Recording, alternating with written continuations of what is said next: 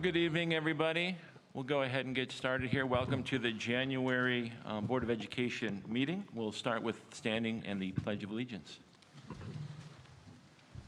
I pledge allegiance to the flag of the United States of America and to the republic for which it stands, one nation, under God, indivisible, with liberty and justice for all. Why don't we start with board member introductions? Start to my left, Mr. Allen. Scott Allen. Griffin Ott. Rachel Wade. Greg Eating, Superintendent. Jason Beckrow. Kevin Bushu. Bill Scaletta. Jeff Hannon. Okay. Next item on tonight's agenda, board members, is approval of tonight's agenda. It's in your packet there. Please go ahead and take a look. Let me know if you'd like any edits. And if not, I'll support a motion for its approval. So moved. Support. All righty. And I don't think this is a roll call vote, so all those in favor? Aye. Motion carried. Next, we'll do the consent action items, also in your board packet. Go ahead and take a look, and again, let me know if you'd like any additions, subtractions, or other edits. And if not, I'll accept a motion for its approval. So moved. Support. Let's do a roll call vote, starting to my left. Mr. Allen? Aye. Mr. Ott? Aye. Ms. Wade? Aye. Mr. Bushu? Aye. Mr. Scaletta? Aye. Mr. Hannon? Aye. And I vote aye as well. All righty. Next item is, this is time now for comments or concerns for the board. If anyone would like to, that is registered, would like to speak. I have tonight's roster of speakers who have registered. They are, in order, Amy Foster, Robin Griffinius, Cassie Bolt, Sherry O'Donnell, Renee Donarski, Dan Vanderweed, Richard McCoy, and Matt Belcher. Amy, you're up first. You have 5 minutes if you wish, and Robin Griffinius is next. If you're on deck, feel free to go ahead and stand behind so we can keep things moving along. Go ahead, Amy. Hi, my name is Amy Foster. I would like to say first that it's a terrible idea to allow high school students, not to allow them to have cell phones in the classroom due to safety concerns and in light of recent events in Oxford. They should definitely not be playing on their phones during class, and it is fine for them to be stored in the classroom, but extremely foolish to cut off their lifeline to the outside world at this time. Next, as my emails to Dr. Beckrow indicate, which everybody was CC'd on, many parents and community members are concerned by a district deficiency in the areas of honesty and transparency. We became aware of communications between Mr. Eating and Courtney Davis immediately after the public health order was rescinded. This was in order to set up a meeting to persuade Mr. Allen and Mr. Bouchou to vote for universal masking under the guise of avoiding quarantines based on school exposure. Because a number of us had met this summer and were assured by Mr. Eating that he did not intend to mask students unless mandated to do so, we were extremely upset and trust was irretrievably broken. Then we switched our focus to the quarantine guidelines by the Berrien County Health Department, supposedly forcing our children to be masked all day at school. Since there is no public health order, nor is there an MDHHS mandate, there well and truly is no quarantine mandate. As I've communicated to Mr. Eating since late October, the school can make its own quarantine guidelines just as Edwardsburg has. The health department cannot and will not shut the school down. Even now, after clarifying this at county commission meetings, stating this at Board of Education meetings, and providing email exchanges between Mr. Eating and Guy Miller of the Berrien County Health Department, the charade continues. Over a series of emails from before Thanksgiving to early December, Mr. Eating continued to attempt to mislead me about having no choice but to follow the health department quarantine guidelines. He continued to reference public health codes under which a public health order is required for anything to be binding.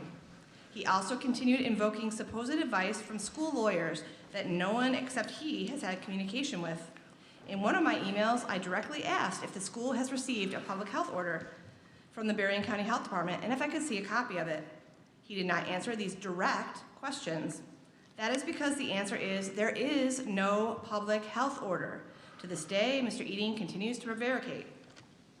By looking at the series of email exchanges between Mr. Eating and Guy Miller from the Berrien County Health Department, it is clear that Mr. Eating was made aware by the Berrien County Health Department by early November that there was no quarantine mandate from the health department, even though at times in the FOIA exchanges, it appears that Mr. Eating is practically begging for one. As a direct response to my email requesting clarification regarding the quarantine guidelines, Guy Miller indicated in December that there is no public health order mandate for quarantines, and Mr. Eating was also copied on that email. I've emailed copies of this information to all of you and explained the duplicitousness that we have uncovered through FOIA requests to all of you in December with no response.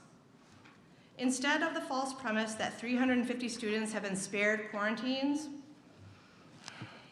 because of masking, as Mr. Eating stated in his holiday letter to parents, the truthful statement would be that almost 3,000 students have been forced to mask unnecessarily because of Berrien County Health Department quarantines that the school is blindly following of their own volition.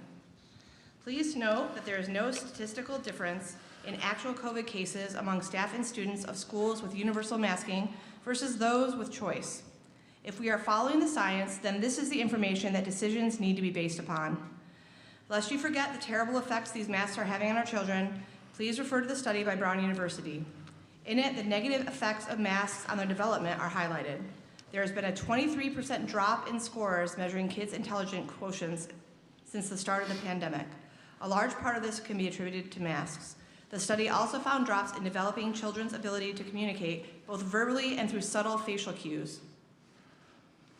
Developing children need to see others' subtle facial cues in order to accurately discern how someone is feeling and to ascertain if a situation is safe or not. How can this continued depersonalization of masking, based on masking, not negatively impact our children?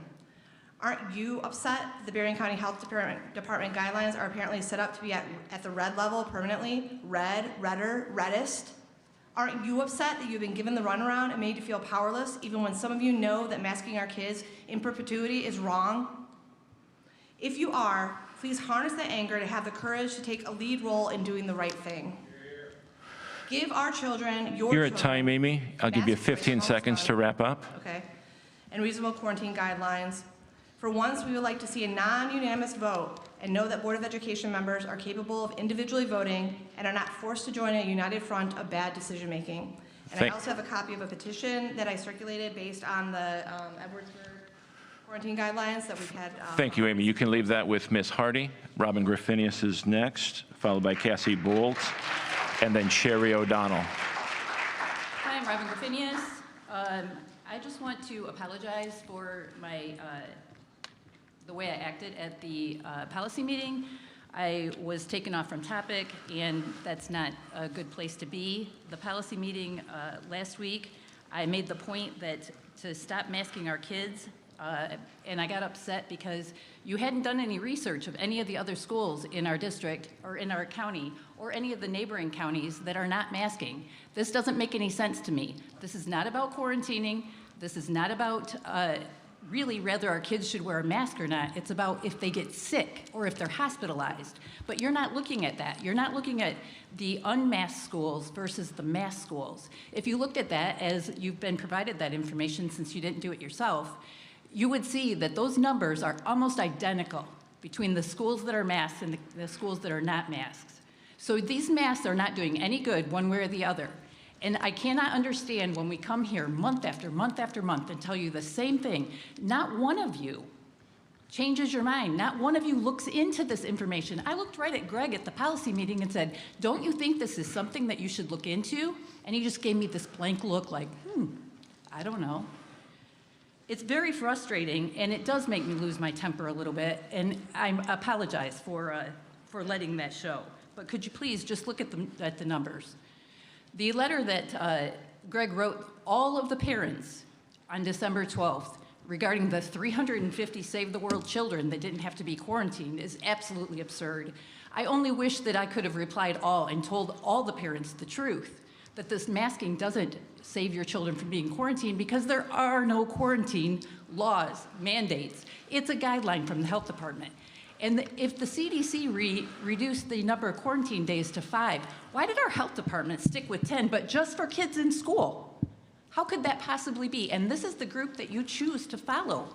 That makes no sense at all. All along we've been told, follow the CDC, follow the CDC. But when it comes down to it, the health department doesn't follow the CDC. Any answers for that? I also want to point out one last thing. Many times we have asked for the email addresses to be placed on the Board of Education website. Many times it has been alluded that that was going to happen.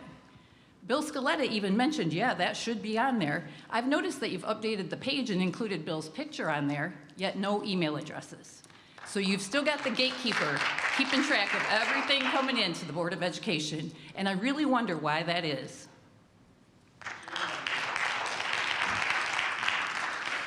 Thank you. Cassie Bolt is up, Sherry O'Donnell is on deck, and Renee Donarski after that. Ms. Bolt? Hi. I'm a parent to a 5th grader, 2nd grader, and kindergarten at Stewart. As we've all been hearing, Omicron is soon to become the dominant strain of COVID. There's a decoupling between cases and hospitalizations with Omicron. It's a milder strain affecting the upper airways more than the deep lung. It shouldn't be a reason to panic and make stricter requirements. Even the CDC has shortened recommended time to quarantine from 10 days to 5 for close contacts, citing most transmission occurs in the 1 to 2 days before symptoms start and 2 to 3 days after. This is guidance for school children as well now, according to the CDC. Quoting former FDA Commissioner Scott Gottlieb, this is an airborne illness. We now understand that, and a cloth mask is not going to protect you from a virus that spreads through airborne transmission. It could protect better through droplet transmission, something like the flu, but not something like this coronavirus. He said individuals who want the maximum amount of protection should seek to wear well-fitting N95 and KN95 masks, as opposed to cloth and surgical masks. I think we can all agree that those masks aren't suitable to young children to wear all day at school. Upgrading ventilation systems would be a much better choice. Dr. Leanna Wen, a medical analyst for CNN and former president of Planned Parenthood, recently said, "Don't wear a cloth mask. Cloth masks are little more than facial decorations. There's no place for them in light of Omicron." The vaccinated are also getting and spreading the Omicron variant, including those who have received boosters or have prior immunity. However, it's looking to be very mild by the current data, especially for those who have been vaccinated or have natural immunity. It's impossible to stop the spread at this point in time, and it's looking like almost everyone, regardless of vaccination or natural immunity status or mask, no mask, will get this variant. We should not segregate kids based on vaccine status, especially as many have natural immunity at this point, even if it wasn't documented via a PCR test. Viral loads are similar in vaccinated and unvaccinated people. And there are now at least 140 studies showing natural immunity is durable and robust. According to a FOIA request, the CDC has admitted to not tracking those with prior infections to see how often they get reinfected or if they pass it on to others if they do get reinfected. Why are we trusting these health bureaucracies who won't track that important information and seem to be changing quarantine policies based on the economy now? It's all arbitrary. In a preprint titled The Impact of COVID-19 Pandemic on Early Childhood Cognitive Development, Initial Findings in a Longitudinal Observational Study of Child Health, the results highlight that even in the absence of direct SARS-CoV-2 infection and COVID-19 illness, the environmental changes associated with COVID-19 pandemic is significantly and negatively affecting infant and child development. As I've said at several other board meetings, my 6-year-old is having trouble with developmental speech this year without being able to see full faces and learn how to say sounds correctly throughout the day. She has also had skin issues from wearing a mask on her chin and cheeks. You can't say these things are healthy when obviously bacteria is building enough to cause skin problems for a 6-year-old. They're told to put the mask on their arms or in their coat pockets for recess. I'm not sure if you remember having young kids, but they tend to collect things like random trash and rocks and whatever other things they find outside in their coat pockets. How is this healthy to have their mask with that stuff? It's not. They're quite obviously building bacteria throughout the day, and they aren't protecting anyone by wearing one. More kids have died from drowning in just 1 year alone than have died from COVID in 2 years. Should we mandate life jackets at all times for kids as well? If there are fears of MIS-C driving the policies, then I would expect the same over Kawasaki that can present after viruses like the flu and is another inflammatory thing very similar to MIS-C. And if we're masking the kids to protect the adults in the building, then we have a serious problem. We are following these quarantine guidelines based on junk science. Studies have shown that asymptomatic spread does not happen. If a kid has no symptoms after those first 2 days, he or she should be able to remain in class with or without a mask. It should be a choice based on all of the current data. And if they're Ms. sick, Bull, they should you're stay at home. time. I'll give you 15 seconds to wrap up if you wish. You talk about wanting to keep the Lancer pride and traditions, but I've seen no action on that this year. Ignoring parents and not letting them inside of schools, unless, of course, they want you to come help for lunch and recess duty because they're understaffed. Thank you. Thank you. Up next is Sherry O'Donnell, then Renee Donarski, then Dan Vanderweed. Good evening, and thank you. I'm Dr. Sherry O'Donnell, and when COVID came out, when I first became aware of it, I went to New York City 9 weekends in a row. I know COVID is real. I saw it closer than what probably any of you on the board will, nor anybody in the audience. So I understand it's very, very real. However, what we've done has been surreal as a nation. The masking, if they were so effective, we would have done it decades ago for other pandemics and other epidemics.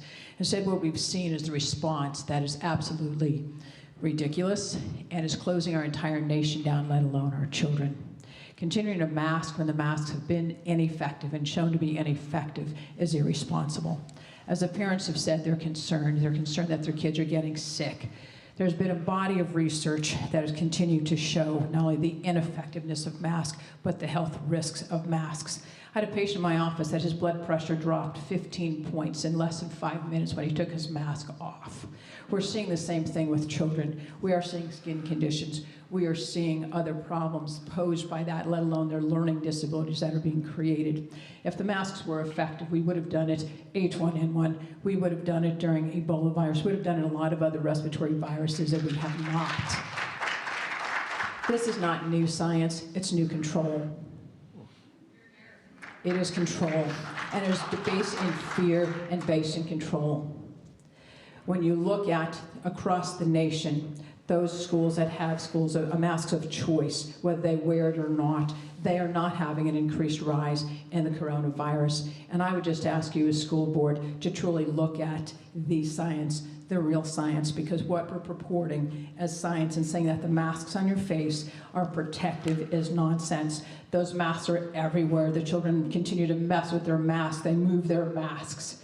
There's been an increase of strep and staph infections. Those cloth masks do nothing. The poor hole in that is much larger than the coronavirus had ever hoped to be. That does nothing but continue to increase risk for infection. They pull those masks out of their backpack, out of their pockets. They swap masks with other kids. I've seen a patient that came home every single day with a bloody nose from his mask. An 8-year-old has blood clots in his mask, snotty, nasty, bloody mask. And that's what we were saying, no, put your mask back on, put your mask back on. That is unacceptable. And I would ask you as the board to consider, is that really what we want to be doing to our children? I'm not here as a representative, as a parent, because I don't have any children in the school district. I'm here to encourage you to do the right thing, and that's to take the mask off the kids. Let them be kids. Let them see your faces, your actions, your reactions. Let them learn appropriately and stop the risk of infections by putting the masks on the children. Thank you, Dr. Sherry O'Donnell, internist here in St. Joe. Thank you. Next is Renee Donarski, then Dan Vanderweed, and then Richard McCoy, and Matt Belcher will be last. Is Ms. Donarski here? Ms. If we're going to have to move on then, Dan Vanderweed would be next, and then Richard McCoy.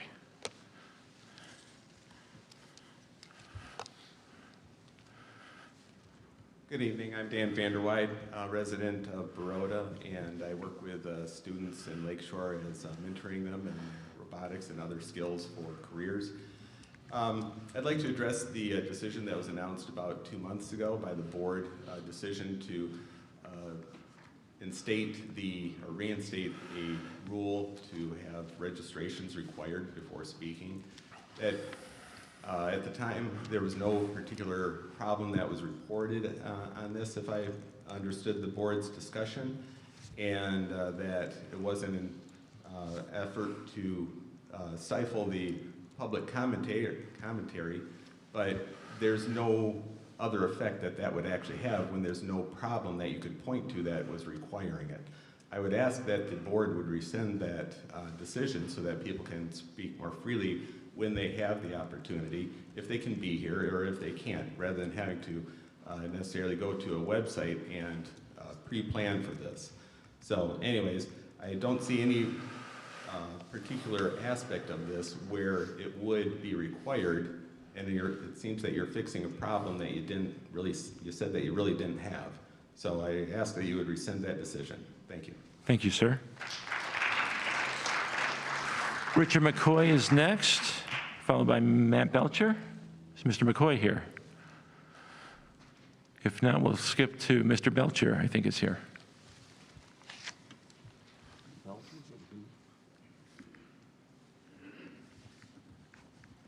Good evening. Many say that if masks are good for surgery, then they're good for school.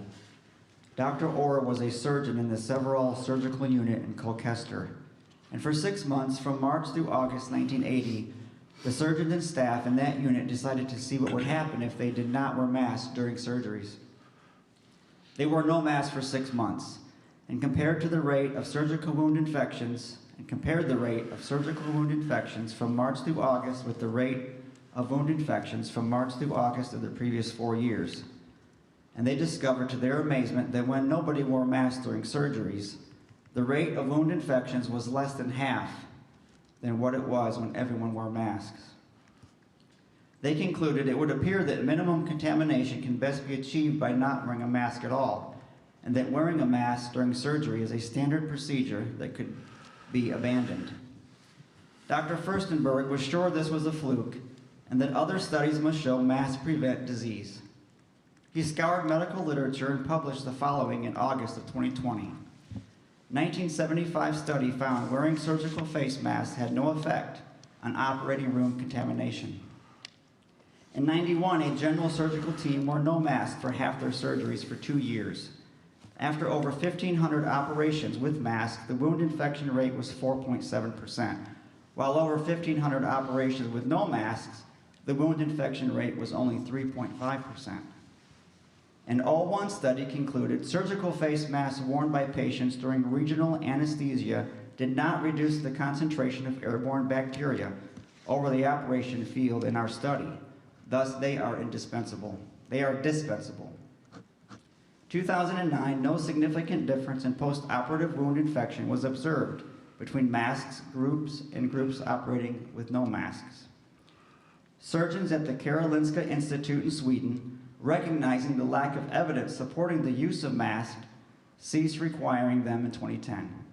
Our decision to no longer require routine surgical masks for personnel not scrubbed for surgery is a departure from common practice, but the evidence to support this practice does not exist.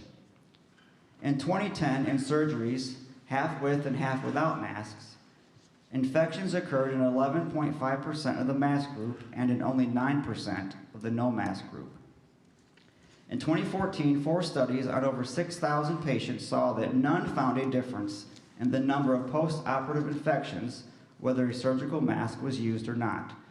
2014, there was an investigation on the necessity of scrubs, masks, and head coverings in the operating room, and concluded that there is no evidence that these measures reduce the prevalence of surgical site infection. And in 2015, a review concluded there is a lack of substantial evidence to support claims that face masks protect either patient or surgeon from infectious contamination. And so Dr. Furstenberg finished by saying, the medical literature for the past 45 years has been consistent. Masks are useless in preventing the spread of disease, and if anything, are unsanitary objects that themselves spread bacteria and viruses. But what about masks outside of surgery? In 2019, the WHO did an analysis of 10 face mask studies. Page 31 has the table showing all results as it pertained to influenza per each study. 1, no significant reduction. 2, no significant reduction in rates. 3, no significant difference. 4, no significant reduction. 5, no significant difference. 6, no significant reduction. 7, no significant difference. 8, results were not statistically significant. 9, no significant reduction in rates. 10, no significant difference. And so after it was examined and found that masks are not useful by trained workers in surgery, and that not wearing them cut infection rates in half, that I have to conclude they are not useful worn by children in schools either. And after reviews of 10 studies by the World Health Organization showing the same thing in many other settings, I ask that the mask mandate be lifted. Thank you. Thank you, sir. I'll give second call now for I'd like to speak, please. I didn't have the opportunity to fill it out online, but I'd be more than Sir, if you could wait a minute. Renee Donarski has the floor, second call, and then Richard McCoy.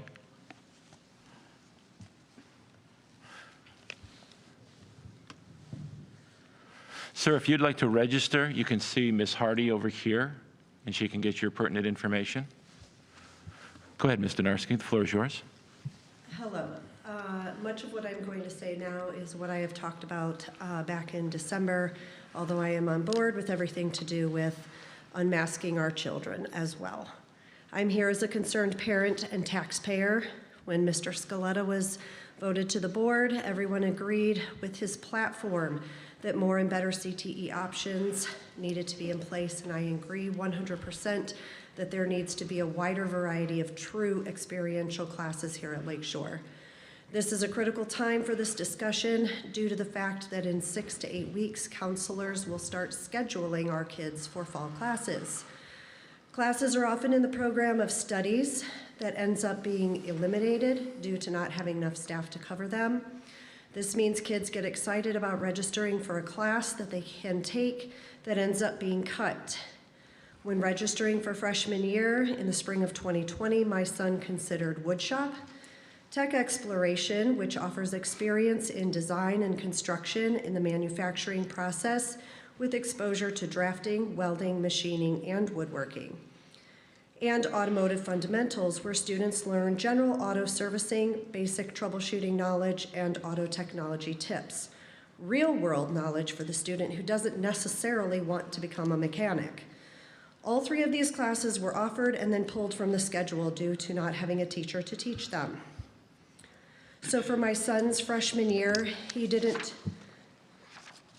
get any of those because they were all cut from the schedule.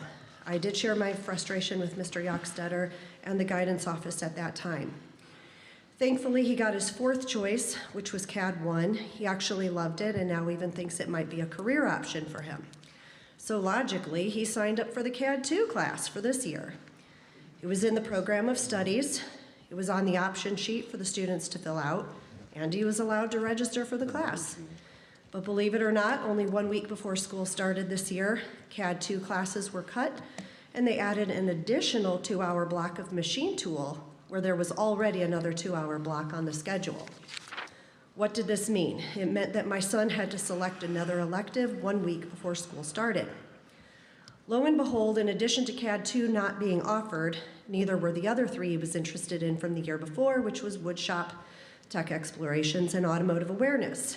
He had to go with his 5th choice for an elective, which unfortunately he is not very interested in. I mean, one would think you would get your elective of your choice before your 5th choice. I again shared my frustration with the guidance office. So the schedule is as follows. Vocational autos has 3 2-hour blocks. The teacher is on an overage. The welding teacher has 2 2-hour blocks of welding, is in charge of CTE, co-op, and is on an overage. The final teacher in this area has 2 2-hour blocks of machine tool and 2 first-year CAD classes. He is also on an overage. So you either need to get a teacher to cover some of these exploratory level classes, or you need to have the existing teachers just mentioned teach less sections of the same class, limit the number of block classes, and instead offer more of a variety. I have spoken to the guidance a few times, and those classes were generally not ever cut for lack of student interest.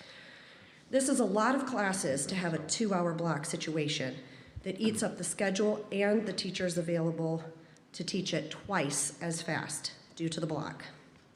If students don't get a chance to have an experience in a 1-hour exploratory class, how will they know that they want to commit to a 2-hour block of a class that they might not like? Scheduling starts soon, and there are 2 sections of CAD classes from last year and 2 sections of CAD classes for this year, and I would hope that CAD 2 would be offered to account for those 120 or so students. It is January, and my son is still talking about the fact that his class was cut the week before school started. No child should be left behind, and for my son, who will be a junior next year, he really needs experience in the area that he might want to study, along with those other 119 possible students who feel the same way. Ms. Donarski, you're at time, but I'll give you 15 seconds if you wish to finish. You need to make the best choice possible and start looking for someone to teach these classes now, and don't wait until summer to do so, because then you'll be in the same position next year with me standing here. Thank you. Okay, is Richard McCoy here? He is not. Yes, he is. Is he here? Yep. Okay. Richard McCoy, the floor is yours.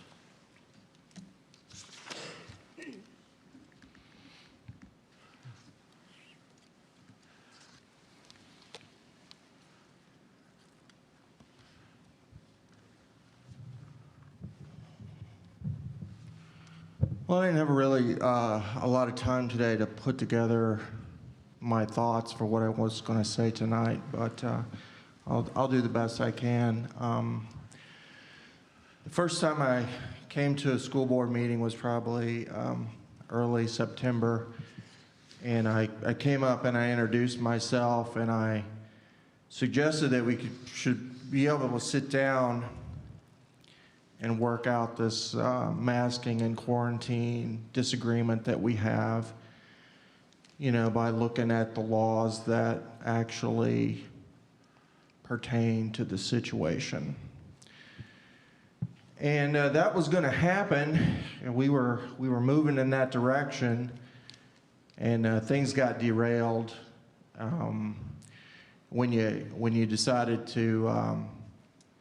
I don't know if you guys decided it, but you brought the sheriff's department in to threaten us with trespassing for refusing to wear masks in that one meeting. Well, I think you're gonna end up regretting that we didn't go down that path, because there's a bit of a legal freight train coming at each and every one of you. It's been slow coming. It's been painful because, you know, we're all just working people, And we're having to learn, and we're having to work together in our spare time. And we don't have the taxpayers' money to hire lawyers and professionals to fight this battle for us. Nonetheless, we are dedicated, and we are almost to the point where we're going to engage in this fight with you. And I just want to leave you with one thing to consider or to think about. And I don't know how this is all going to lay out, but you guys take an oath to the U.S. Constitution when you're elected. It's part of your requirements. 14th Amendment bars the state from infringing on life, liberty, and pursuit of happiness. Well, liberty is the key one. If it turns out to be liberty at issue, if the judge thinks this is going to come down to liberty, then you guys are in quite a fix. Because I think you should Google before you go to sleep tonight, deprivation of rights under color of law. Because what we have evidence of is all the legal basis that you guys are claiming that puts you in legal good stead to implement masks and quarantines. These are the same legal basis that I could have explained to you back in September weren't going to hold together. But that got derailed, like I said. And as such, it's going to be really interesting, and I think you should read. It's a very short statute, but it's a federal felony to use color of law in a public office to deprive someone of their liberty. God help you if the judge thinks that this is a question of liberty. The penalties are stiff, especially when it comes to bodily harm. The affidavits we have will show plenty of bodily harm. This is not a joke. And the tide is going to turn. Thank you, sir.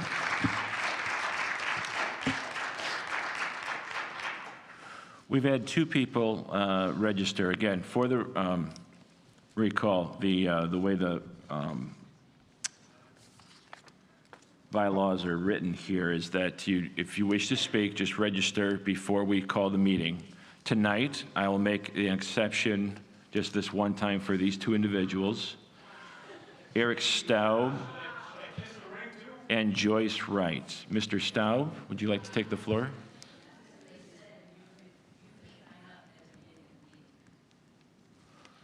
So, as board members, I think you get a magazine called The Leaderboard. A few months back, there's an article called Ask Brad, and it talks about public comment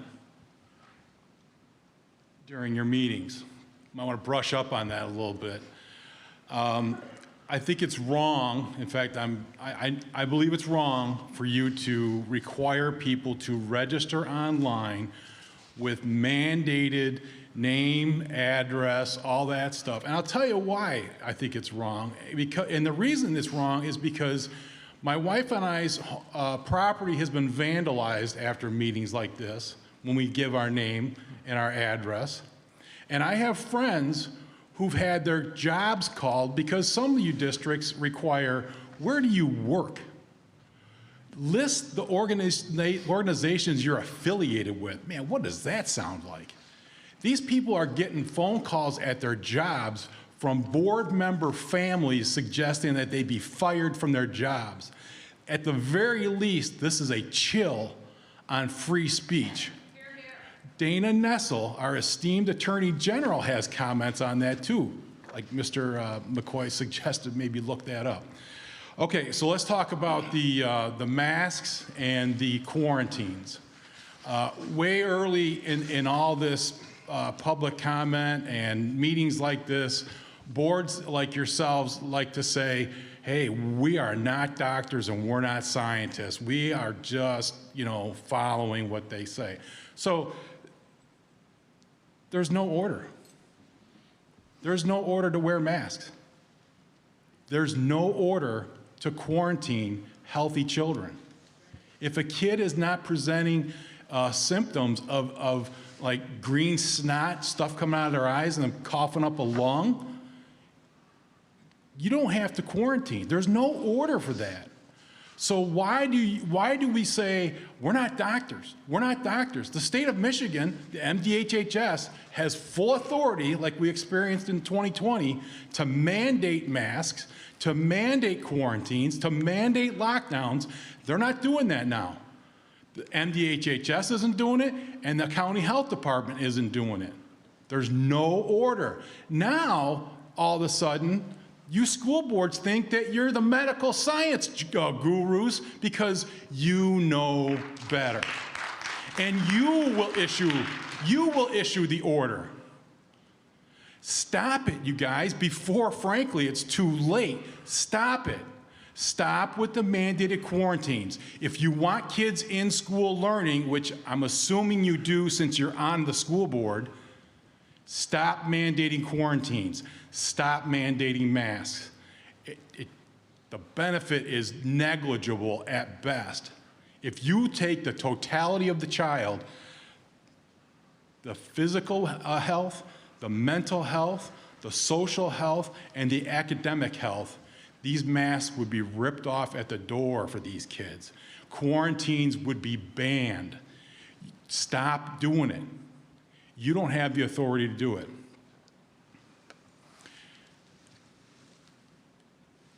I don't appreciate me having to fight for my right to make public comment.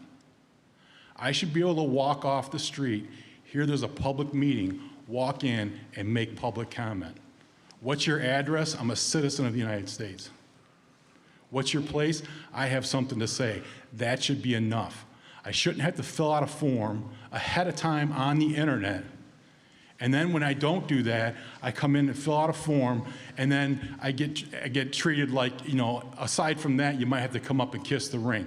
This is a little crazy, you guys. It's a little crazy. Enough with the self-righteous who you think you are.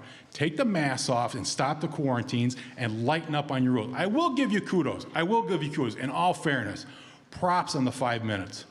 Don't ever let that go. That's important. I've been to a lot of these meetings, and 5 minutes really seems to be the magic number where people can really wrap it up and be done. 30 seconds is disgusting. 3 minutes isn't enough. 5 seems to be the right spot. Thank you. Thank you, sir. And Joyce Wright.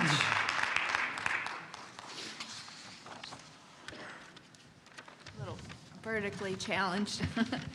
So I have a son in 7th grade, and when COVID hit, he was in 5th grade, and his teacher, sweetheart that she is, my 21-year-old daughter had her too. So my son was having horrible problems with math. Well, she's open to anything, so she had a 20-minute conversation with her. She pulled another teacher in her classroom and said, "I have time, talk to me." She called me on her phone. And I said, "My son needs help. He needs help with his math." So her and I were tag teaming it. I was doing it at home. She was doing it at school. I'm a single mom.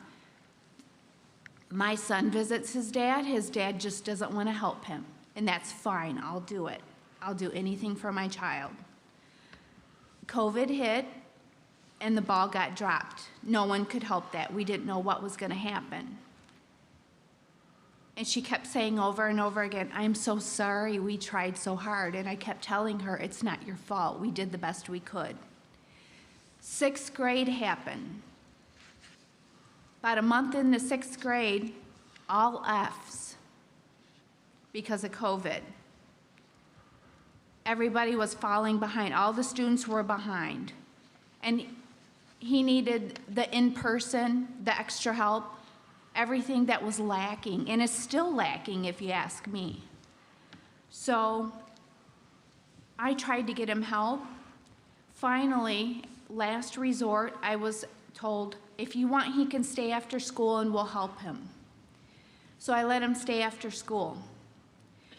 So I found out by poking and prodding and demanding to know that what was going on, that he was just being told, do your homework. He wasn't being tutored in math. He wasn't being helped doing anything.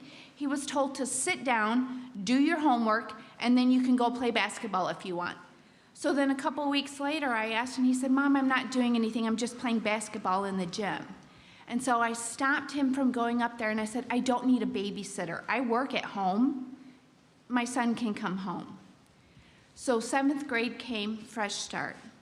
The teachers this year are phenomenal. I can't give enough kudos to all of them. They are just a blessing. 3 weeks in, his grades start tanking in math again. I took it upon myself to reach out to the high school. I found a tutor for him. That person who meets with him once a week, an honor society student who gives him quick tips and tricks and build up his confidence, extremely high, pats him on the back, says, can I help you in any other way? He comes home smiling. He has B's in math. He's getting the help he needs. He comes in the door, Mom, look what I can do. Mom, I aced this math test. His teacher reaches out to me and says, do you need extra help? Last year was awful. I don't ever want to relive that. I'd rather go live with my ex, if you ask me, because it was a nightmare. Nobody in the school system helped me, no one. They all pointed their finger at me and basically told me I was a horrible parent. But this year, I took matters into my own hand, and thankfully, some of the high school teachers found an honor society student to help my son. Now he goes once a week, and he's more than happy to. And he said, Mom, please don't take this away from me. And so after her time is met, I agreed to pay her so she won't stop. Because the smile on his face from his good grades, he's checking them today. Look, I did this. Look, I did this. Walked in today. I think I aced the test because they missed it Friday because of the snow day. So this is what all this is doing to our kids. And by keeping the mask on the face too, that's hindering it because the little kids need to be able to see the faces. All these kids are behind. All these kids are hurting. My son has stood in front of me in tears saying, Mom, no one believes me. They're saying, if I would just sit down and do the work. You would not even believe what you put my son through, what the teachers did. Blaming him, pointing the finger, saying you're just not doing the work. He has learning disabilities. Ma'am, but no one you're took at the time. 15 no one seconds. took the time to sit and listen. So I took matters into my own hand. So I really don't understand why you think that we're going to trust you anymore with our kids, because look at what has happened. Thank you.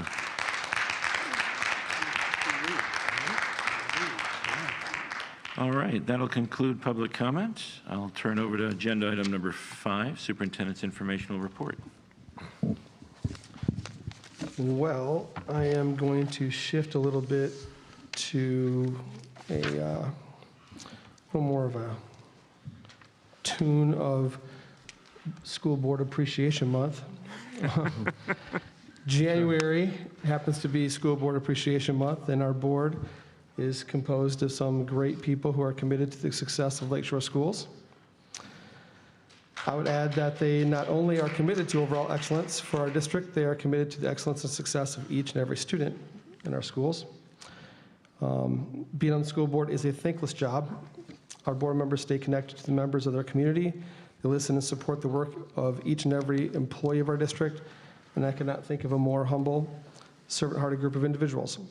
And I would like to thank each of our board members individually, and I'm going to start with the most recent member to our board, and we'll kind of work backwards from there. Our most recent member to our board is Trustee Bill Scaletta. Bill was appointed to the board this past November in 2021 and will be going up for a formal re-election or formal election in November of 22. Bill served 40 years of experience in education, with many of those years being the high school principal here at Lakeshore. Trustee Scott Allen.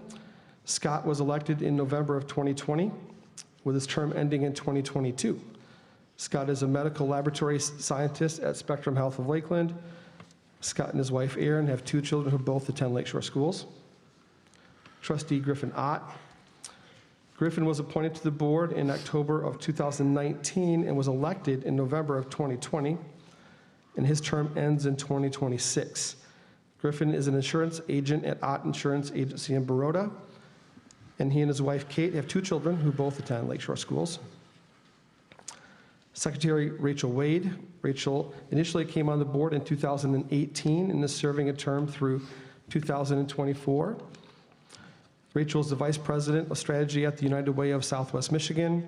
She and her husband, Scott, have 2 children who both attend Lakeshore Schools. Our president, Dr. Jason Beckrow.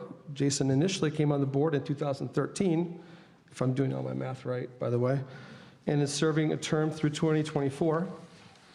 Jason is the medical director of Caring Circle at Spectrum Health in Lakeland. He and his wife, Kate, have 2 children, one who is an alumnus of Lakeshore and the other who is currently attending Lakeshore Schools. Our vice president, Kevin Bushu. Kevin initially came on the board, I believe, in 2009 and is serving a term through 2026. Kevin is a national sales advisor for United Federal Credit Union. He and his wife, Kelly, have 3 adult children who graduated from Lakeshore and 1 child who is currently attending Lakeshore. And finally, our senior person on the board, Jeff Hannon. Jeff initially came on the board in 2007 and is serving a term that ends in 2022. Jeff is commercial loan officer at United Federal Credit Union and also serves in the local Rotary Club. Jeff and his wife, Julie, have 2 adult children who both graduated from Lakeshore Schools. Thank you to all the board members for their service. Much appreciated. And I noticed that Hollywood Elementary threw up a cool sign where all the students signed it from what I can see. So very cool. I appreciate all your work. I know that we have a small gift that we've provided you before the meeting in a bag, so enjoy that, and a little note as well. So thank you all to the board, and that is my superintendent report for this month. Thank you, Greg. Thank you. Next, we'll move on to Board of Education reports. First is Facilities and Finance, which was this morning. Mr. Hannon, could you read that for us, please?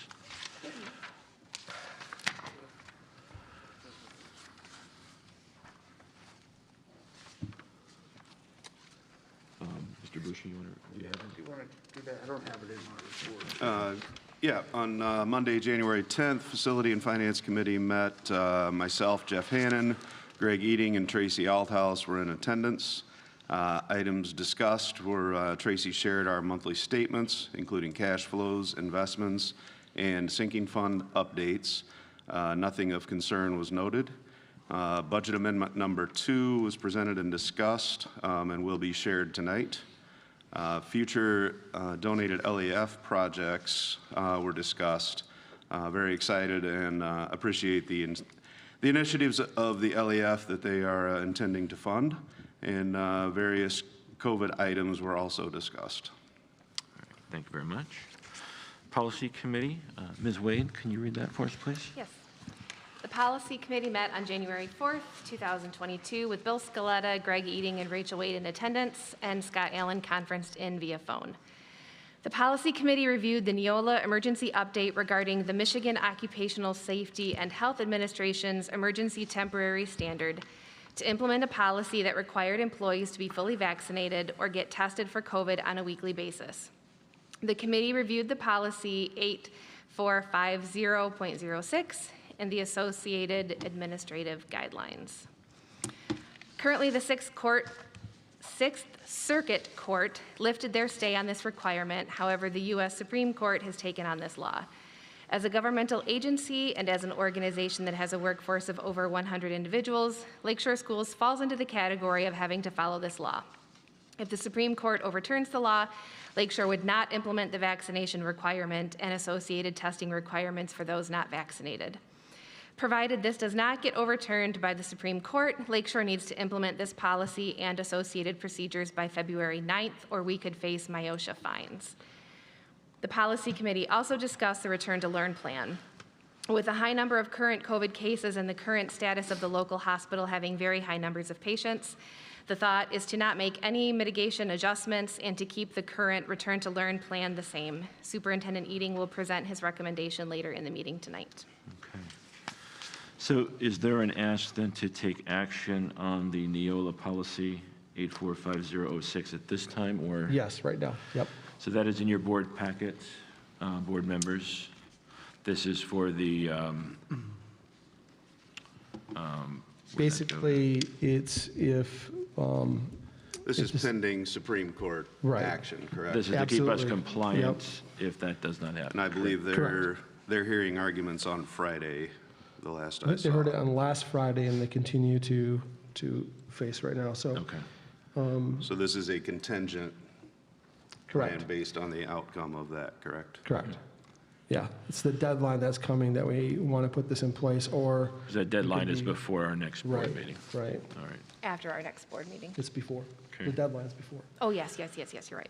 Mr. Allen or Mr. Scaletta were at the policy meeting. Any other things you'd like to offer, questions, concerns? There is a way, to be exempted from this, and testing is one of them, but with the problem of getting testing kits is going to be an issue. Correct. And that's the only thing I would say. Correct. Yeah, it's the definite problem right now, so. Mr. Allen? So with that being discussed, that the test would be a problem, what is our current thought process on where we go from there if it is implemented, if the Supreme Court doesn't rule this week or before February 9th? Right now, we have an order in for about 1,500 antigen tests right now, and we're told it's a 2-week, right now, 2 weeks out. So we would be within our dates for 2 weeks out without a problem. So I'm holding them to that date. So the school district is making the effort to make them available. Is that right, Mr. Eading? Yes, we are the school will provide the tests at the different buildings where they have the weekly test if they're not vaccinated. So. Okay. Well, I realize that this is federally mandated and we have to do this. My no vote tonight will be in support of those who want freedom of choice for vaccines.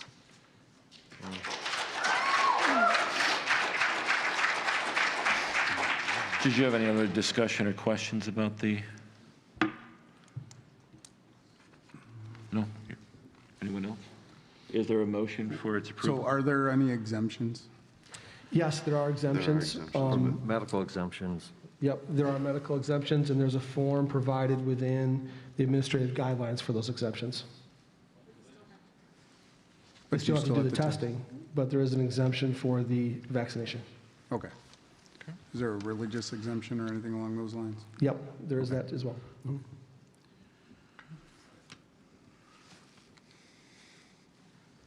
Anyone else? Or is there a motion?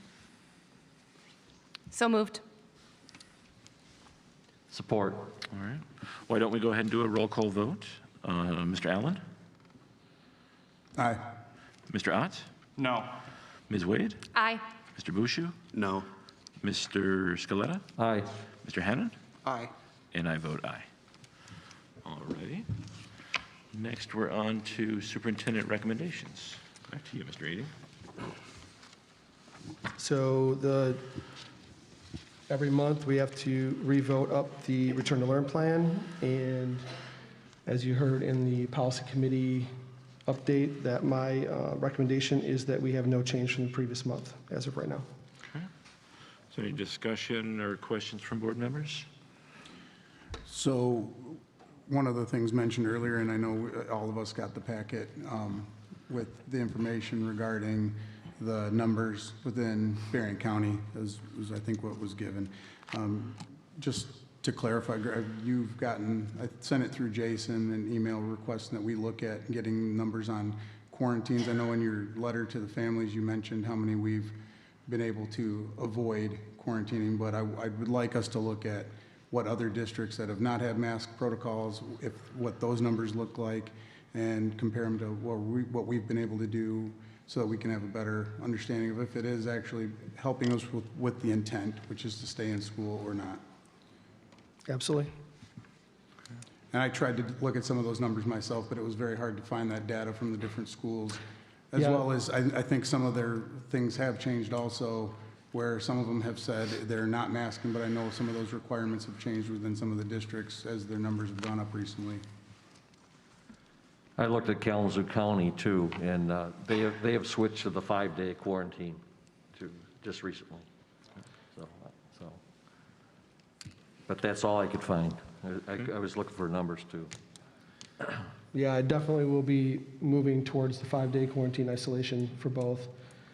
I believe the Berrien County was supposed to get that information to us today and did not, but we, once we do, we'll be moving to that right away. We assume that's going to be tomorrow morning, hopefully right away.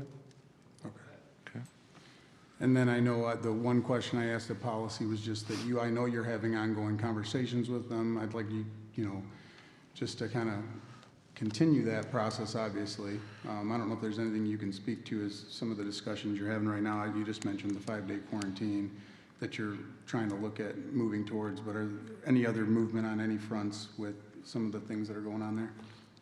No, actually, all the communication from their side of things is now going through the Berrien RISA. So we aren't getting hardly any communication at all from the health department right now. I heard that this morning too. As far as the 5-day, that would be the one thing that's an example of that is, with the CDC comes out on Friday, last week Friday, with their K-12 information on 5-day quarantine isolation, and then, there's really no information we've gotten since then, even though we've asked for it on multiple occasions. So trying to find out that information as much as possible. Now realize our return to learn plan doesn't specify specific dates for or number of days for quarantine. It says we follow what that guidance is for the Berrien County Health Department. So whatever it changes to, we don't have to vote on that specifically. It changes with the plan. So as far as the quarantines right now, that all goes through Berrien County Health Department? Absolutely, yep. We just let them know that there's a positive? Yep. We delivered the letter from the Berrien County Health Department that states the student is supposed to be in quarantine. Is there anything you need from the board as far as to help try to get better communication going with them? No.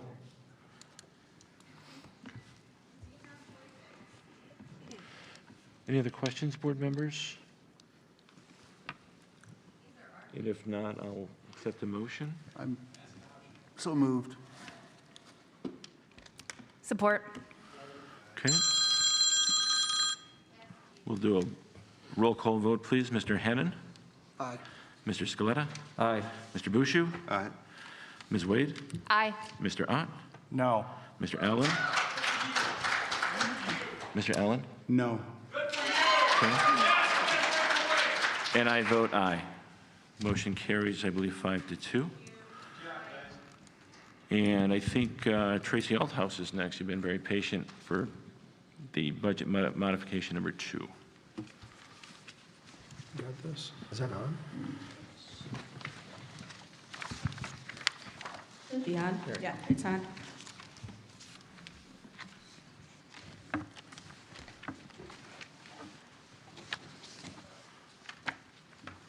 Well, we'll just stay with this slide tonight. It should be quick and easy. Basically, this is budget modification number 2. Typically, on this budget modification, we discover if we receive our carryover of federal funds and if we receive any money from Berrien RISA for excess equity. Basically, that they do better in their fund balance and they split it among the districts. We did find that out. We're getting about $263,000 from Berrien RISA. In excess equity, keep in mind this is one-time funding. We never know what we'll get. Some years we get 0, some years 15,000, some years 200,000. This year we're extremely, extremely lucky. So for budget modification 2, which is the farthest column that says budget modification number 1 on the top, not good on my part, projected revenues are up about $285,000, the bulk of that, again, being the excess equity, as well as carryover. There was a small decrease in both state and local funds for taxable value and some other things. But again, $285,000 better in projected revenue. In projected expenditures, $196,000 change. Again, that's For if we get carryover funds, then I have to bring in the expenditures for carryover funds. So that's part of it. Another part was approximately $25,000 for new bus radios, which were desperately needed, and some extra funding for athletic trainer. This brings our total to about $88,000 better for fund balance, bringing our fund balance percentage from 18.34 to 18.5%. With the reserve, again, the reserve is the ESSER 3 funds. We have requested part of the ESSER 3 funds. They are not all available yet, and we will be going over with the board next month based on the responses that Dr. Powell sent out of asking what the community and whether stakeholders would like to see done with those funds. We'll be bringing that next month to start moving those board reservations. And that is actually all for budget modification number 2. Any questions?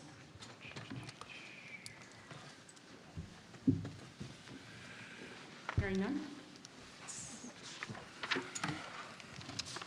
Thank you, Tracy. Board members, any questions, comments? Thank you. If not, I'll accept a motion for the quarterly budget modification number 2's approval. So moved. Support. We'll do a roll call again. Let's start to my right. Mr. Hennon.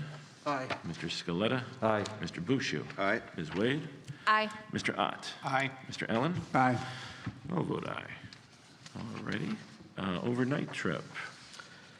Yes, we have one request from the high school for an upcoming overnight trip. It's coming up here very quickly.